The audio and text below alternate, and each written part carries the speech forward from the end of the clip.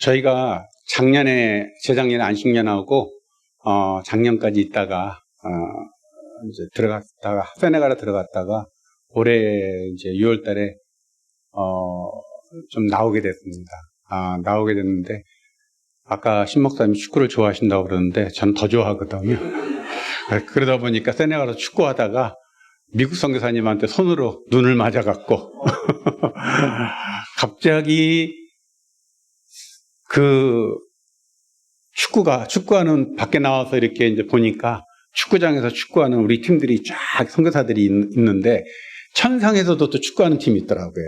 하늘에서도 축구를 똑같이 복시 현상이 나타나갖고 정말 흐릿한 게 아니라 명확하게 땅에서도 축구하고 위에서도 축구하고 그걸 보면서 제가 소망을 가졌습니다. 천국 가서도 축구할 수 있겠구나 라는 소망을 가졌는데 하여간 그 현상이 나타나면서 이제 눈에 조금 이전에 없던 그런 것도 있고 그다음 또 주의도 좀 한 번 좀 더 이제 처음으로 떨어져서 1년 이렇게 생활했기 때문에 얼굴도 한번 보기도 원했고 또 그 외에 다른 이유가 있어갖고, 이제 한국을 나오려고 딱 했다가, 이제, 세네갈에 있으면서 한국을 나오는 거였는데, 갑자기 모든 상황이 바뀌어져 버렸습니다.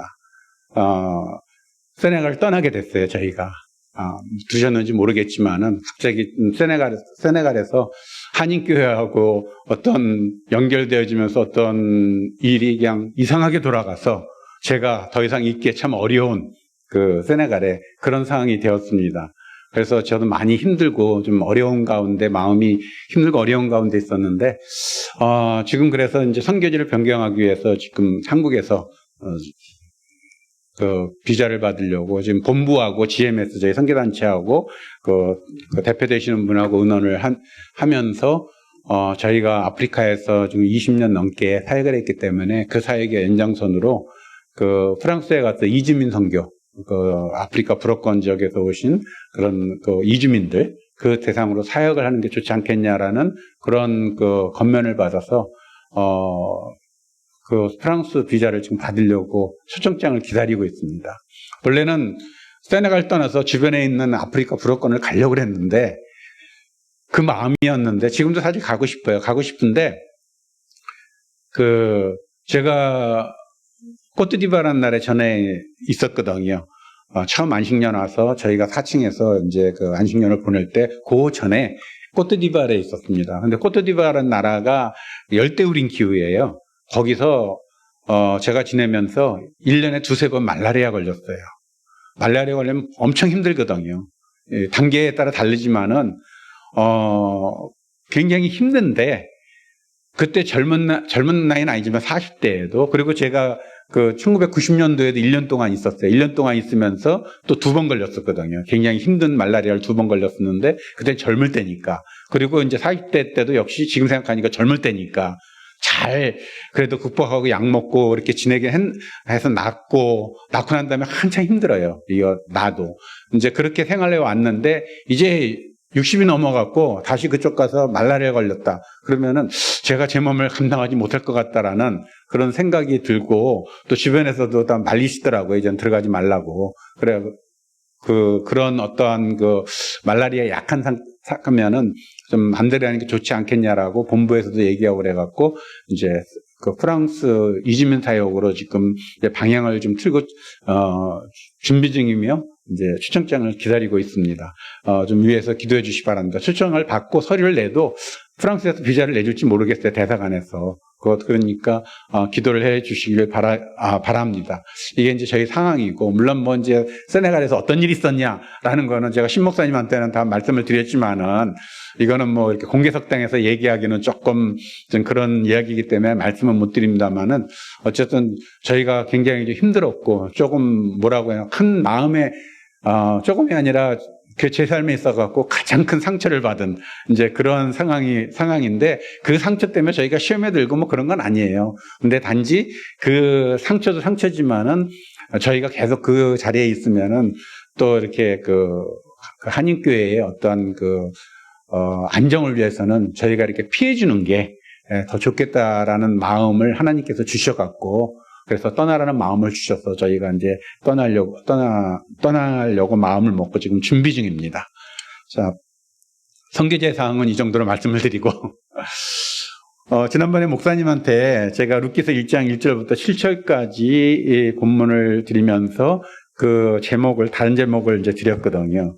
그 남편과 아내의 단떠남이라는 제목으로 했는데, 이게 준비하다 보니까 남편과 아내를 다 해버리면은 시간이 엄청 걸리겠더라고요. 그래갖고 그냥 그 아내는 생략하고 그 남편에 대해서만 남편에 대해서 얘기를 해서 제목도 바뀌었습니다. 신앙 공동체의 중요성이라는 것입니다.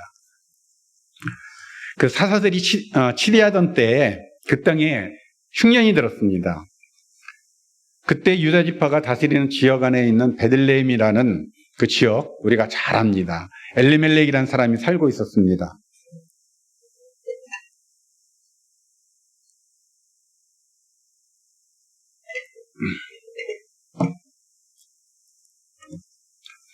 엘리멜렉에게는 아내인 나오미, 그리고 아들인 말론과 기련이라는 그 두 아들이 있었죠. 그런데 이 가족은 흉년을 피해 모압 지방에 들어가 살았습니다. 당시 모압은 강대국은 아니었지만 도로와 저수 시절이 아주 잘 돼 있는 그런 풍요로운 땅이라고 이야기를 합니다. 자, 1절에 보면은 모압 지방에 가서 거류하였는데, 거류라는 히브리 단어는 구르입니다. 이 단어는 손님으로 잠시 머무는 것, 아니면 오래 머물더라도 손님으로만 머무는 그런 의미를 뜻합니다. 왜냐하면 이 모압 지역은 베들레헴에서 약 100km 정도밖에 안 떨어진 곳입니다. 100km, 우리가 생각하면 먼 지역이 아니잖아요. 이 100km 정도밖에 안 떨어진 지역이고 가까운 지역이기 때문에 엘리멜렉은 아마도 처음에는 기근만 피하고 이제 베들레헴의 기근이 사라지면 다시 돌아와야 되겠다, 이런 마음을 먹고 떠났던 것 같습니다. 그런데 중요한 것은 엘리멜렉이 그런 마음을 먹고 떠났다 할지라도 실제 그 땅에서 머문 그 세월이 굉장히 길다는 것입니다. 2절에 그들이 모압 지방에 들어가서 살더니라는 말씀이 나옵니다. 이 살더니라는 말은 그대로 뿌리를 내리고 사는 것입니다. 여기서 한 가족의 이민사가 등장하죠. 기근으로 먹을 것이 없어 풍요한 땅을 찾았다는 가족사는 마치 한국이 가난했던 시절 사람들이 풍요를 찾아 미국으로 떠났던 그 아메리칸 드림을 생각해 볼 수가 있습니다. 미국 땅에 도착한 그들은 많은 고생을 했습니다. 그렇지만은 그들은 그 고생만큼 열매를 얻어서 그 미국 사회에 뿌리를 내리고 작든지 크든지 나름대로 성공을 해서 안정적인 삶을 살아가는 사람들이 굉장히 많아졌다는 것입니다. 엘리멜렉도 마찬가지로 풍요로운 모압 땅에서 뿌리를 잘 내려서 행복하게 살았다는 이야기가 전개가 돼야 되는데, 오히려 반대로 어느 날 갑자기 엘리멜렉이 죽었다라는 비극적인 결말이 나옵니다. 나오미와 그 두 아들은 이방 땅에서 졸지에 든든한 기둥으로 가족을 부양하는 가장을 잃은 상황이 되었습니다. 그들에게 얼마나 황당하고 고통스러운 시간이 되었을까? 우리는 충분히 상상할 수 있잖아요. 가족 중에 한 사람, 남편이 아니더라도 아내가 또는 자녀가 세상을 떠나게 되면은 그 충격이 얼마나 큽니까? 그들에게 정말 황당하고 고통스러운 시간이 되었을 것입니다. 그래도 시간이 흘러 두 아들은 오르바와 룻이라는 모압 여인들을 각각 아내로 맞이합니다. 그리고 행복하게 삽니다. 그런데 이것도 오랜 기간이 아니었습니다. 10년 동안 행복하게 살았지만은 안타깝게도 10년이 되던 해에 두 형제가 다 세상을 떠납니다. 거기다가 이 아들들에게는 아들들이 자녀를 낳지 못한, 그래서 그 가정에는 오로지 어머니와 그다음 두 며느리만 남는 정말 비극적인 그런 상황이 되어버린 것입니다. 우리는 이 본문을 그냥 읽으면 그 당시에 이런 안타까운 일이 있었구나 하고 그냥 읽고 고개 한번 이제 끄덕끄덕하고 넘어갈 수가 있다는 것입니다. 그러나 우리는 이 본문을 통해서 돌아봐야 하는 것이 있습니다. 그것은 바로 신앙 공동체에 관한 것입니다. 신앙 공동체가 얼마나 중요한 것인가라는 것입니다. 우선 모압 지방이라는 곳을 우리가 생각해 봐야 합니다. 모압 지방은 여러분도 잘 아십니다. 모압 사람들이 모여서 도시국가를 이룬 곳이 바로 모압 지역이거든요. 모압의 조상은 모압입니다. 그래서 모압 족속이 되었습니다. 아브라함의 그 자녀들은 왜 그 나라 이름을 아브라함이라고 안 했는지 요걸 볼 때는 조금 제가 의아한 생각이 듭니다만은 그래도 야곱의 12지파의 어떤 그 12아들을 낳아서 12지파를 공식적으로 만드니까 그 야곱을 이스라엘이라고 해서 그 나라의 이름을 이스라엘이라고 했던 것처럼 이 모압도 조상은 모압입니다. 그리고 모압의 형제가 암몬인데 그는 또 암몬 족속의 조상이 되었죠. 모압과 암몬은 소돔성에서 구함을 받은 아브라함의 조카 롯의 아들들입니다. 딸들이 아버지인 롯에게 술을 잔뜩 먹인 후에 아주 비윤리적이고 비정상적인 방법으로 낳았던 아들이 바로 모압과 암몬이죠. 소돔성에 살던 롯의 딸들은 당시 소돔성에 만연했던 근친상간이나 동성애를 비롯해서 음란한 우상숭배 등 여러 가지 타락한 문화에 익숙해져 있었기에 아버지와의 육체적 관계를 크게 부끄러워하지 않았던 것 같습니다. 이처럼 조상 때부터 악한 문화의 영향을 받은 모압과 암몬 자손들은 마찬가지로 그들이 한 족속을 잃었을 때, 한 나라를 잃었을 때 그 나라에도 역시 마찬가지로 타락한 문화와 타락한 종교, 곧 악한 우상 숭배가 있었다라는 것입니다. 모압은 그나스라는 잔인하고 음란한 우상을 숭배하였고 암몬은 밀곰이라기도 하기도 하고 볼록이라기도 하는 아주 잔인하고 음란한 우상을 섬겼습니다. 거기다가 모압과 암몬 족속, 이 사람들은 이스라엘 사람들을 굉장히 괴롭힌 자들이었습니다. 모세가 출애굽하던 시절 당시 모압 발락은 광야에서 떠도는 이스라엘 백성들에게 아주 적대적인 왕이었습니다.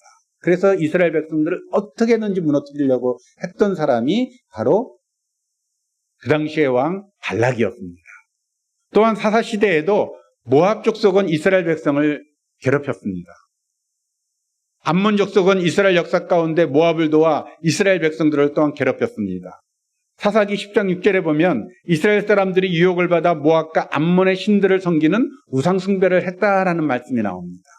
이것은 곧 뭐냐면 그들이 이스라엘 백성들을 하나님으로부터 떨어뜨리려고 하는 굉장히 악한 행동을 했다는 것입니다.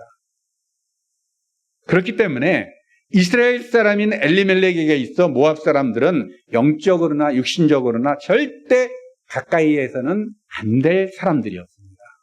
그런데 그는 흉년이 왔다고 가족들을 데리고 모압 땅으로 떠났습니다. 기근을 피해 살기 위해 떠난 것에는 아무런 문제가 없을 수가 있습니다. 그렇지만 엘리멜렉은 이스라엘 사람이었습니다. 하나님의 선민, 이스라엘 사람이었기 때문에 그의 선택은 잘못된 것이었습니다. 왜냐하면 이스라엘 백성의 구원은 장소와 상관없이 이루어지는 개인적인 구원이 아니었습니다. 그들의 구원은 신앙 공동체의 구원이었습니다. 즉 하나님의 택한 민족인 이스라엘 사람들이라는 것 하나만으로도 구원의 공동체 속에 속하게 된 것입니다. 이 구원의 공동체 안에서 이스라엘 백성들은 하나님을 섬깁니다. 물론 이 공동체 안에서 각자 믿음이 있어야 합니다. 아무리 구원의 공동체에 속했다 할지라도 각 개인이 하나님에 대한 믿음이 없다면 하나님께서는 그를 결코 구원시키지 않으십니다. 이 공동체는 또한 공간적인 제한도 받죠. 즉 하나님이 택하신 이스라엘 사람들이 사는 땅에서 하나님을 섬겨야 한다는 것입니다.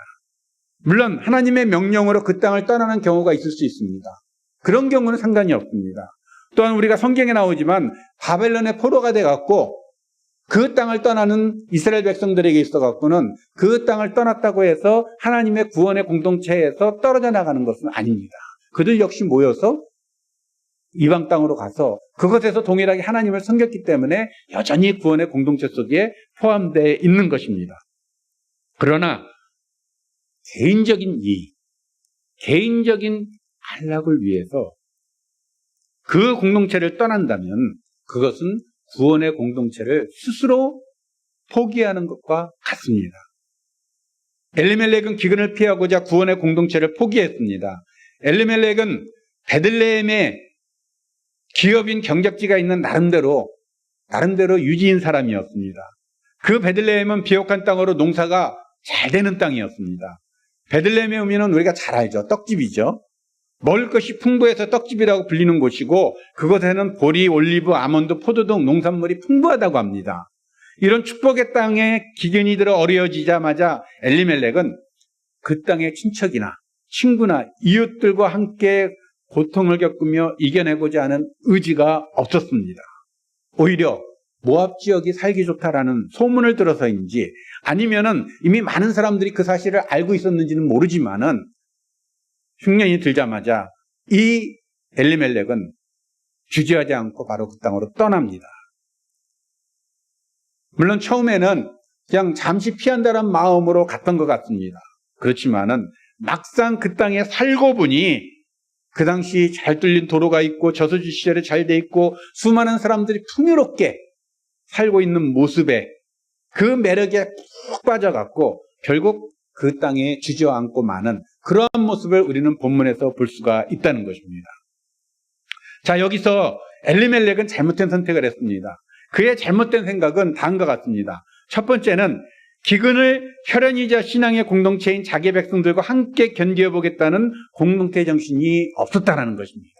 다시 말하면 공동체에 그 어려움이 생기자마자 나는 이런 어려움을 함께 겪을 수 없어. 나는 편한 대로 갈 거야 하면서 빠져나가는 것과 똑같다는 것입니다.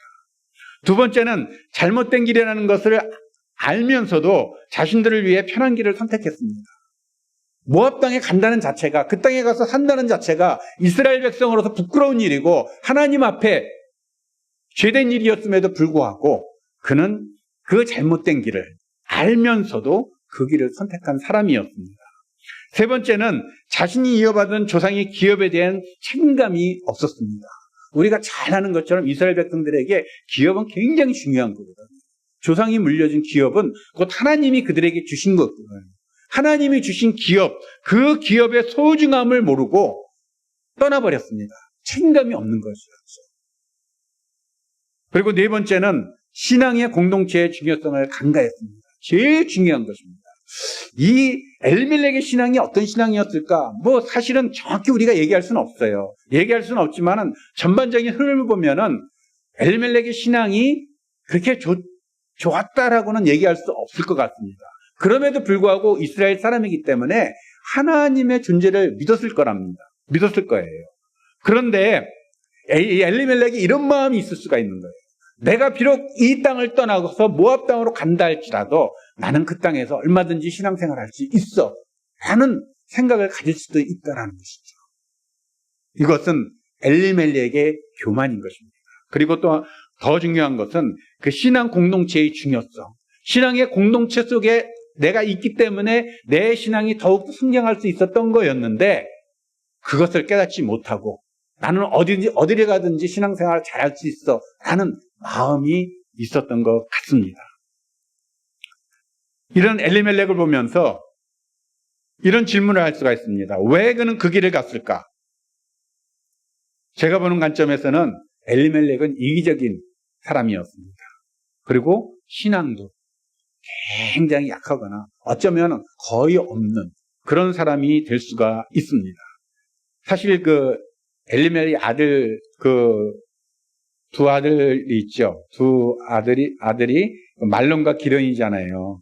이 말론과 기련의 그 이름이 좀 안 좋은 뜻이에요. 근데 사실 정확하게 그 언어학자들도 이 이름에 대한 것을 이런 추측을 좀 하기 때문에 정확하게 그건지 아닌지는 조금 이제 얘기할 수 없지만은 보편적으로 추측을 하기를 이름 둘이 다 굉장히 뭐 병약한, 허약한 뭐 이런 안 좋은 의미의 이름이 그 아들들에게 주어졌거든요.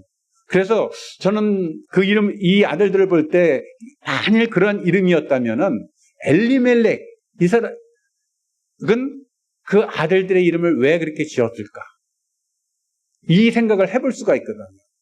그러니까 엘리멜렉이 만약에 신앙이 좋은 사람 같았으면은 정말 복 있는 이름을 아들들에게 붙였을 텐데 그런 안 좋은 이름을 붙였다는 그 사실을 봤었을 때 엘리멜렉은 그 신앙과는 별로 관계없는 이스라엘 신앙의 공동체 속에 있지만은 그렇게 신앙이 좋다라고 얘기할 수 없는 그런 사람이었던 것 같습니다. 엘리멜렉의 이름은 하나님은 왕이시다. 얼마나 놀라운 이름이에요. 얼마나 좋은 이름이에요. 자기는 그런 이름을 가졌음에도 불구하고 아들의 이름은 이상하게 지었고 그리고 또 쉽게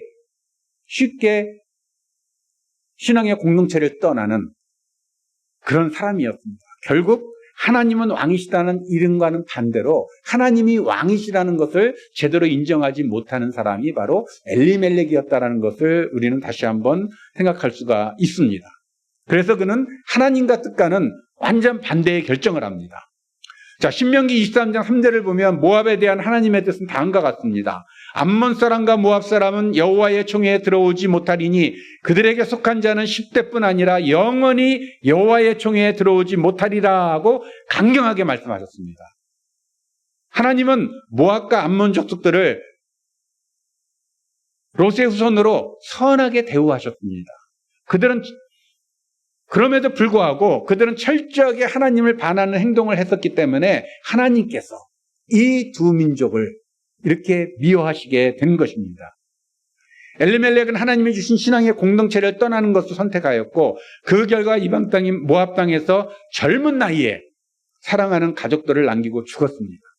나이를 대략적으로 추측해 보면은 그 당시에 결혼을 일찍 했기 때문에 아들들이 결혼했던 나이가 20살도 안 되는 10대 중반일 수도 있는 그런 나이였고 또 그 죽고 난 다음에 결혼하기까지 어느 정도 시간이 지났는지는 우리가 잘 모르기 때문에 어쨌든 이 엘리멜렉의 나이는 30대 후반 정도 되지 않았을까? 많아야 30대 후반 정도 되지 않았을까? 이렇게 추측을 할 수가 있거든요. 이런 젊은 나이에, 물론 그 당시 또 생각해보면은, 그 당시에 사람들이 몇 살까지 살았냐. 그 전까지만 해도 뭐 야곱이나 요셉 이럴 때까지만 해도 오래 살았는데 이 사사시대에는 사람들이 몇 살까지 살았는지는 사실을 정확히 알 수가 없거든요. 그래서 그때 이미 이 엘리멜렉이 그 40대가 되는 나이였다 그러면은 그 나이가 많은 나이인지 아니면 여전히 젊은 나이인지 그건 잘 알 수 없습니다. 그렇지만은 오늘날의 기준을 봤었을 때는 40도 안 된 나이에 죽었다 그러면 사실 젊은 나이에 죽은 거거든요.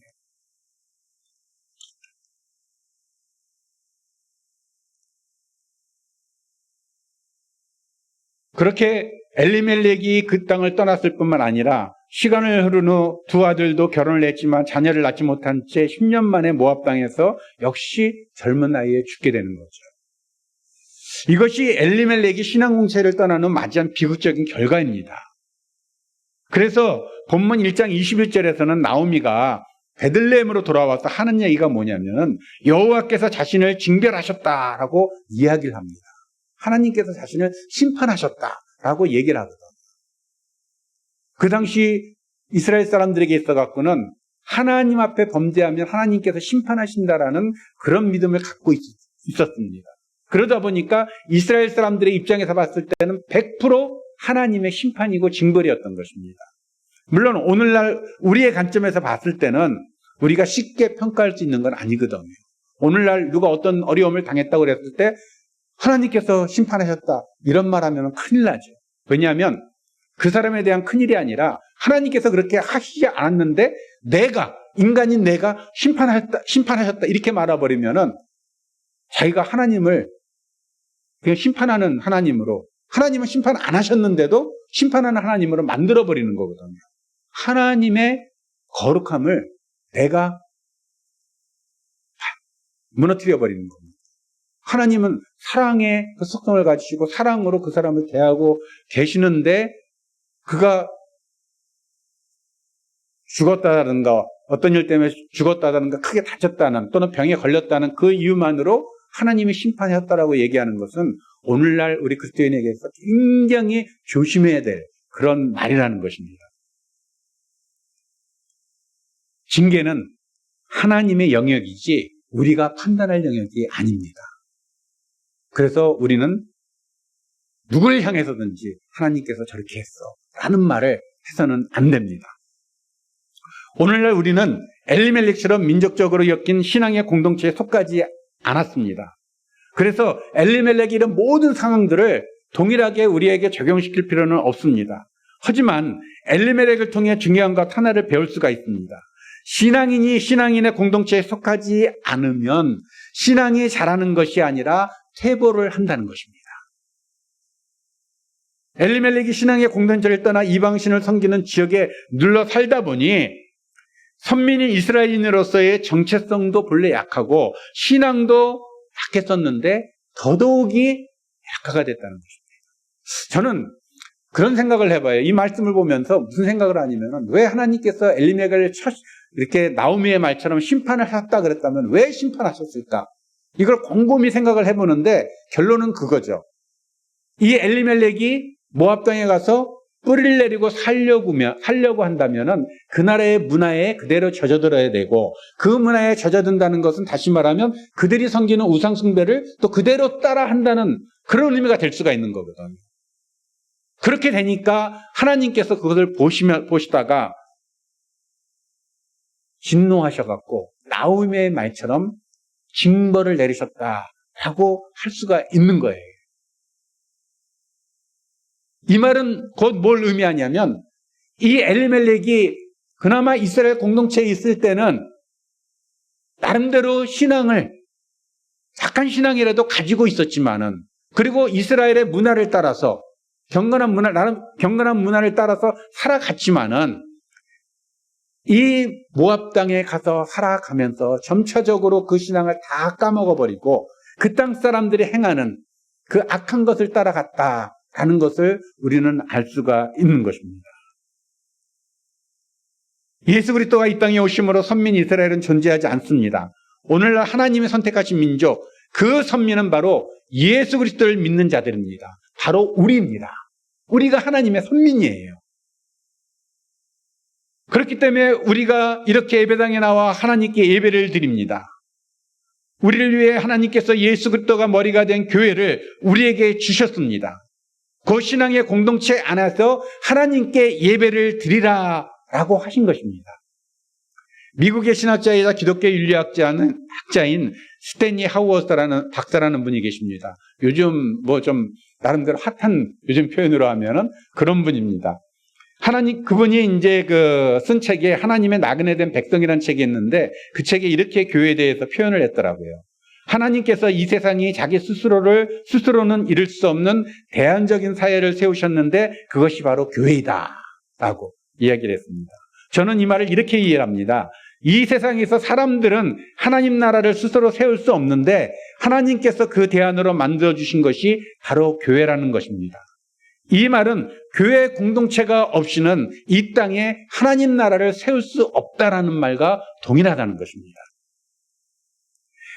우리가 만일 교회 공동체를 떠나 세상 사람들 속에서만 살아간다면 우리의 신앙이 과연 굳건하게 유지가 될 수 있을까요? 요즘처럼 인터넷 방송이나 유튜브로 혼자 예배를 드려도 내가 교회 공동체 안에서 예배를 드리지 않으면 신앙이 자랄 수 없습니다. 신앙이 좋은 사람도 대형교회에서 익명으로 주일 예배만 드린다고 그러면은, 그래서 공동체와 상관없는 삶을 산다면은 그 신앙은 점점 퇴보합니다. 물론 모두가 그런 건 아니에요. 특별한 분들은 혼자 그렇게 해도 신앙이 더욱더 우리가 말하면서 경건, 그 경건함이 더욱더 깊어질 수 있는 분도 계세요. 혼자 산속에 가서 기도하면서 이렇게 경건의 그런 훈련을 쌓았을 때 더욱더 경건해지는 분들도 계실 수가 있어요. 그렇지만은 평범한 우리들은 이 신앙의 공동체를 떠나는 순간 신앙이 성장되어지는 것이 아니라 떨어진다라는 것이 거의 99.9%라고 저는 생각을 합니다. 왜냐하면 제 자신이 이것을 경험했기 때문입니다. 제가 20대 중반에 제 모교회는 성도가 60여 명 출석하는 아담한 교회였습니다. 제 모교회는 우리 목사님과 사모님이 잘 아십니다. 지금은 없어진 모교회지만은 사모님도 제가 그 교회를 떠난 후에 그 교회 청년부에 오셔서 거기서 이제 또 활동을 하셨고, 또 우리 목사님은 거기서 또 그 부교육자로 사역을 하셨고, 사모님을 만나서 결혼을 하신 그 교회입니다. 그 교회인데 그 교회에서 그 당시에 담임 목사님이 공석이었고 그런 좀 교회가 어수선한 상황 속에서 제가 나이가 드신 한 여집사님의 이해할 수 없는 말에 행동에 좀 화가 나갖고 그분과 심한 논쟁을 하고 난 다음에 제 스스로가 나이 드신 분하고 논쟁했다라는 그 자괴감에 교회를 떠났습니다. 내가 그렇게 해서는 안 되는데, 아무리 저분이 잘못하셨어도 내가 20대고 그분은 그 당시 정확히 나이는 모르지만 60대 정도 되지 않으실까 생각이 드는데 좀 둘이 설전을 벌였어요. 그래서 그러고 난 다음에 너무 제가 마음이 힘들더라고요. 더 이상 교회에 있을 수가 없는, 그분한테 화가 나서가 아니라 그분한테 제가 그렇게 막 젊은 청년이 그렇게 했다는 것 때문에 너무 죄송하고 미안하고 뭐 그래갖고 교회를 떠났어요. 교회를 떠나갖고 영락교회 가서 예배를 드렸습니다. 그래서 처음에는 영락교회 11시 예배 가서 예배 드리고, 그리고 저녁 7시 반에 또 저녁 예배가 있었는데 집에 와서 점심 먹고 뭐 좀 쉬다가 또 저녁 예배 가서 예배 드리고, 그런 생활을 몇 개월 동안 잘했습니다. 또 이제 그 수요 예배는 가까운 교회, 뭐 제가 그때 학생이었으니까 학교 근처의 교회 이런 데 가서 또 수요 예배도 드리고, 나름대로 예배를 잘 드렸어요. 잘 드렸는데 어느 날부턴가 이게 좀 상황이 달라졌습니다. 어떤 상황이 벌어졌냐면은 제가 토요일 날 뭘 하다 보면은 이렇게 뭐 책을 읽고 뭐 하다 보면은 뭐 2시, 3시까지 막 그렇게 그걸 토요일 날 밤에 할머니 그러니까 주일 날 2시, 3시, 새벽 2시, 3시까지 뭘 보다가 늦게 잠듭니다. 잠들면은 그때는 제가 잠이 참 많았던 시절이었거든요. 그러다 보니까 계속 자다 보면은 11시 예배를 못 드리는 거예요. 11시 예배를 못 드리니까 1시 예배를 가게 되고, 1시 예배를 가다가 어느 날 또 더 자게 돼갖고 3시 예배를 가게 되고, 3시 예배를 가는 날은 예배 마치고 집에 와서 다시 또 저녁 예배 가려니까 너무 텀이 짧으니까 저녁 예배를 또 안 가게 되고, 그리고 그러다 보니까 수요 예배도 점차 안 가게 되고 하는 이런 모습으로 제가 되어지더라고요. 그리고 기도하는 것도 안 하게 되고, 점점 그 친구들과 어울리면서 뭐 그 친구들의 길을 따라가진 않았지만은 그냥 그런 친구들과 어울리는 게, 그러니까 믿지 않는 친구들과 어울리는 게 더 재밌고 하는 그런 제 자신의 모습을 어느 날 딱 발견하게 되었습니다. 원래 그 당시에 저를 아는 제 주변의 신앙 선배들은 저에게 한 말이 뭐냐면은, 명수는 어디를 가든지 신앙생활을 잘할 거야, 이렇게 얘기를 했었거든요. 제가 생각해도 그때 참 그 믿음이 좋았고 나름대로 신앙생활을 잘했던 것 같아요.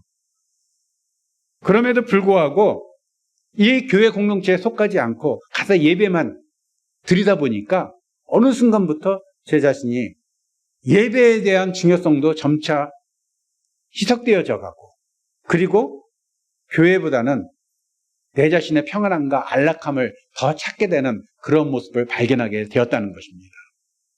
그래서 어느 날 이래서는 안 되겠다 싶었는데 마침 어떤 계기가 되어서 다시 그 모교회로 돌아가게 되었습니다. 다시 신앙의 공동체 속에서 생활하다 보니까 또다시 이전의 모습으로 점차 돌아가게 되었습니다. 그렇게 돌아가게 되어서 제가 신학을 하게 되고, 그리고 목사가 되어서 선교사가 또 되었습니다. 만일 그때 돌아가지 않고 그냥 이렇게 그냥 뭐 시간 나는 대로 예배, 큰 교회 가서 예배만 참석하고 뭐 이렇게 살자 이렇게 했었으면은 아마 제가 목사, 선교사 되는 것은커녕 어쩌면은 신앙도 잃어버릴 수 있는 그런 상황이 얼마든지 될 수가 있다라는 것입니다. 그때 제가 깨달은 것이 신앙인에게 있어서는 신앙의 공동체인 교회가 너무나도 중요하다라는 것이었습니다. 오늘 엘리멜렉을 통하여 갖고 이것만 깨달아도 사실은 정말 귀한 것이죠. 신앙인은 신앙인의 공동체, 즉 교회 공동체를 떠나서는 안 된다는 것. 이것만 확실하게 잡고 있으면은 우리가 흔들릴 일이 없습니다. 물론 개인의 사정에 따라 출석하는 교회를 옮길 수 있고 어디를 가든지 교회 공동체를 옮길 수는 있지만은 어디를 가든지 교회를 떠나지는 않을 것입니다. 또한 밖에 많은 교회들이 있잖아요. 한국에 많은 교회들이 있는데 많은 교회에 그 목사님들의 잘못된 목회 철학 때문에 또는 교회의 또 다른 안 좋은 모습 때문에 교인들이, 성도들이 시험을 받아갖고 교회를 떠난 일들이 사실은 적지 않거든요. 그래서 요즘 그 가난한 성도들이 굉장히 많다고 그러잖아요. 교회를 떠나서 다른 교회를 가는 분들은 그건 참 귀한 겁니다. 정말 공동체의 중요성을 알고 계신 분이에요. 근데 교회를 떠나서 교회를 더 이상 못 가고 나 가나안 교회냐 혼자 신앙생활 할 수 있어 라고 하시는 분들은 이 신앙의 공동체의 중요성을 간과해버리는 거죠. 아니면 너무 교회에서 상처를 많이 받다 보니까 교회라고 하면은 그냥 좀 거부감이 드는 그런 상황이 되다 보니까 난 나 혼자 신앙생활 할 거야 라는 쪽으로 돌아갈 수는 있지만은 그렇게 한다고 그래갖고 신앙이 계속적으로 성장되어지고 자기의 신앙을 유지하면서 더 나아가서 성장되어지는 분들은 아주 드물다라는 것을 우리는 다시 한번 생각해 보아야 한다는 것입니다.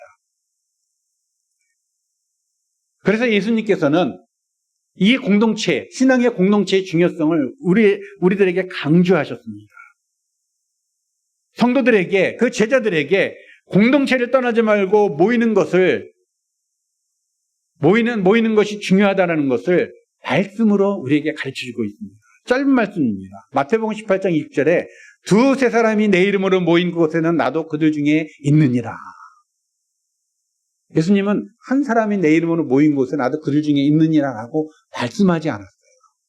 복수의 최소 인원 두 사람부터 시작했거든요.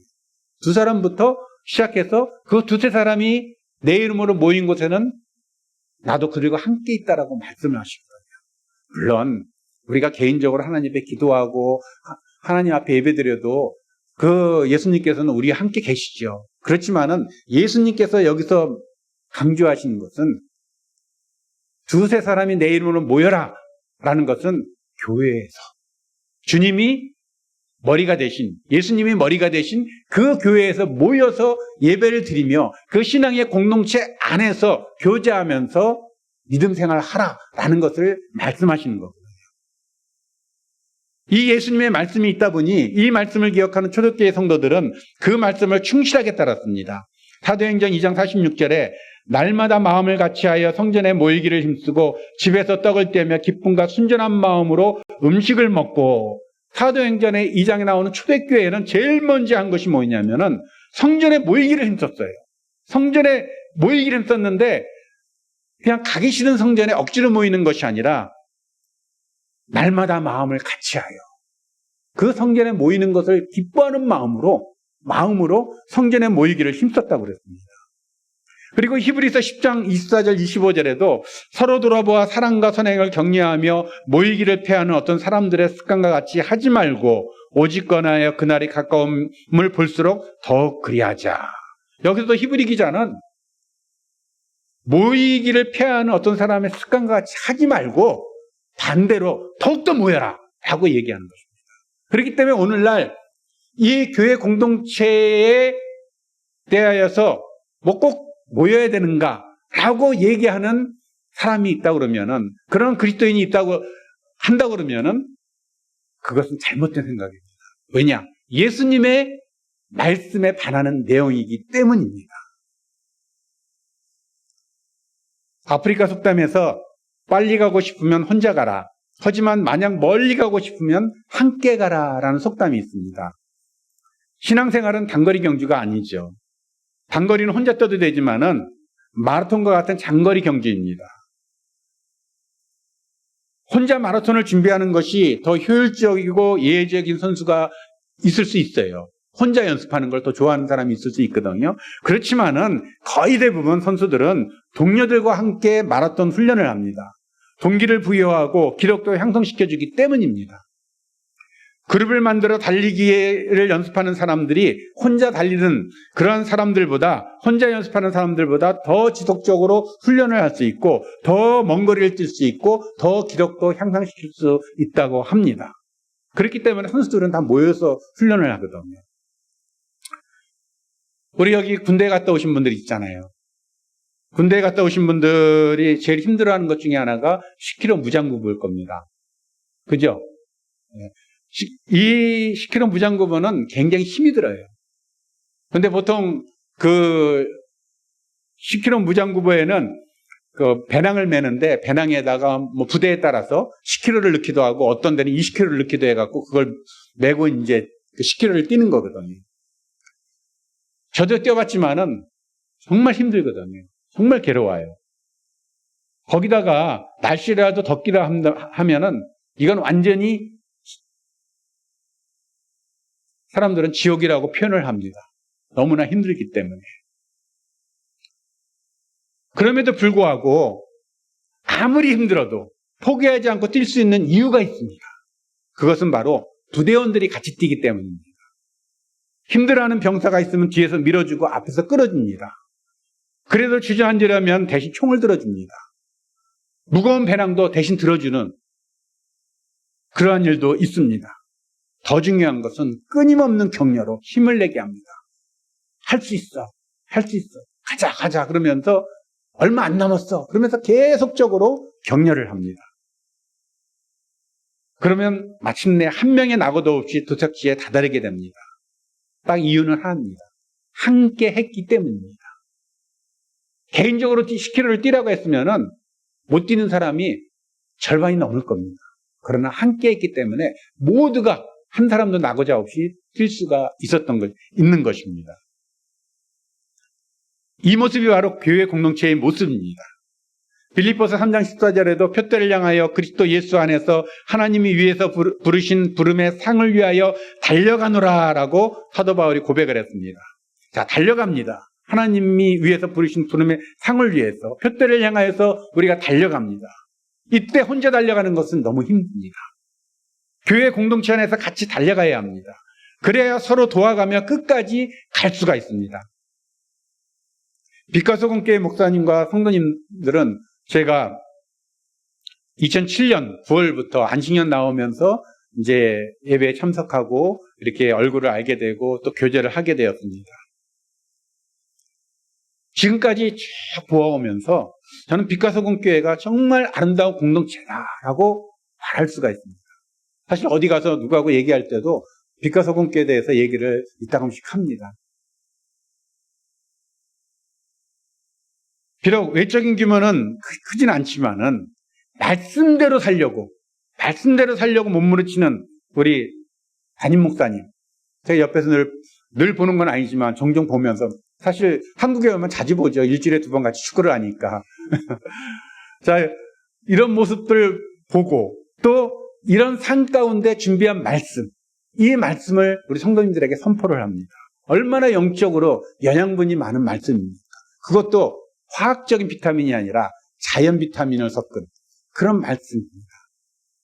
삶이 따라가지 못하는 분은 말씀을 아무리 준비해갖고 설교를 하더라도 물론 하나님의 말씀이기 때문에 성도들이 들으면은 영향이 되죠. 영향이 되지만은 그 영향은 자연 비타민이 아니라 인공적인 비타민이라고 할 수가 있습니다. 그러나 하나님의 말씀대로 살아가려고 몸부림치는 목사님이 말씀을 준비해서 전하는 말씀은 인공 비타민이 아니라 자연 비타민과 똑같습니다.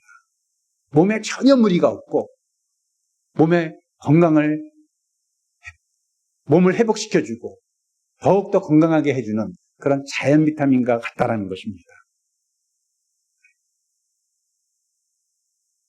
그리고 빛과 소금 교회는 이 안에서만 서로 사랑을 얘기하고 서로 나누고 서로 화평한 공동체가 아니라 이웃을 품는 공동체입니다. 빛으로 소금으로 살아가며 세상을 변화시키려고 몸부림치는 교회입니다. 성도님들 한 분 한 분 모두 하나가 되어 하나님이 세우신 표대를 향하여 달려가는 아름다운 공동체입니다. 그렇기 때문에 성도님들은 가장 귀한 장소에서 가장 귀한 것을 가지고 신앙생활을 하고 계십니다. 여러분 믿으십니까? 아멘이 작네요. 믿으십니까? 제가 선교사다 보니까 많은 교회를 다니잖아요. 많은 교회를 다녀서 선교복을 해야 되니까 사실 많은 교회는 사실 아니고 많은 교회는 아니고 말이 나오다 보니까 많은 교회라고 그랬는데 이제 뭐 그렇다고 해서 적지 않은 교회는 아니고 이렇게 가갖고 이제 그 선교 보고를 하는데 여러 가지 교회 모습 참 교회들이 나름대로 아름다워요. 나름대로 아름답지만은 거의 대부분 교회들이 전통적인 모습의 교회입니다. 전통적인 교회 모습이지만은 이 아주 손가락으로 꼽을 정도의 그런 교회들은 아주 특별한 모습으로 그 신앙생활을 하며 그 공동체 정신을 가지고서 이 세상에서 다르게 살아가려고 몸부림치는 모습을 볼 수가 있어요. 그 교회 중에 하나가 바로 빛과 소금 교회입니다. 오히려 더 많은 모습으로 빛과 소금의 모습을 보이려고 하는 교회라는 것을 저는 늘 그것을 느끼거든요. 성도님들 한 분 한 분 모두 하나가 되어 하나님이 세우신 표대를 향하여 달려가는 아름다운 공동체라고 말씀을 드렸습니다. 그래서 이 가장 귀한 곳에서 항상 또 이 가장 귀한 것을 굳건히 붙잡고 주님 나라 갈 때까지 한 마음으로 모두 다 표대를 향하여서 달려가는 귀한 성도님들 되시길 축복합니다. 또 아름다운 공동체 가운데 한 사람의 낙오도 없이 주님 오실 때까지 이 아름다운 공동체 가운데서 신앙생활 하시는 성도님들이 되시기를 축복합니다. 그래서 여러분 성도님들의 그 삶 가운데 이 구원의 공동체, 믿음의 공동체, 신앙의 공동체에서 신앙생활을 하심으로 말미암아 여러분 삶 속에서 날마다 주님이 주시는 큰 기쁨을 누리는 아름다운 성도님 되시기를 다시 한번 축복합니다. 기도하시겠습니다. 하나님 아버지 감사드립니다. 아버지 하나님, 내가 아무리 좋은 신앙을 가졌다라고 생각을 하더라도 또 주변 사람들이 참 신앙이 좋다 얘기한다 할지라도 내가 구원의 공동체 그것을 떠났을 때 그리고 홀로 신앙생활을 한다고 할 때 아무것도 이룰 수 없음을 주님 앞에 고백합니다. 우리의 신앙은 오직 주님이 우리에게 허락하신 이 신앙의 공동체 안에서 이루어짐을 고백합니다. 아버지 하나님, 우리의 신앙을 항상 공동체 안에서 성장시킬 수 있는 우리의 모습이 될 수 있도록 은혜 베풀어 주시옵소서. 또한 공동체 속에서 나만 그 공동체의 혜택을 누리려고 하는 자가 아닌 함께 공동체를 이루어 나가고자 하는 그러한 성도가 될 수 있도록 은혜의 은총을 베풀어 주시옵소서. 그래서 우리의 신앙이 날마다 성장되어지고 하나님께서 기뻐하시는 아름다운 자의 모습으로 설 수 있도록 도와주시옵소서.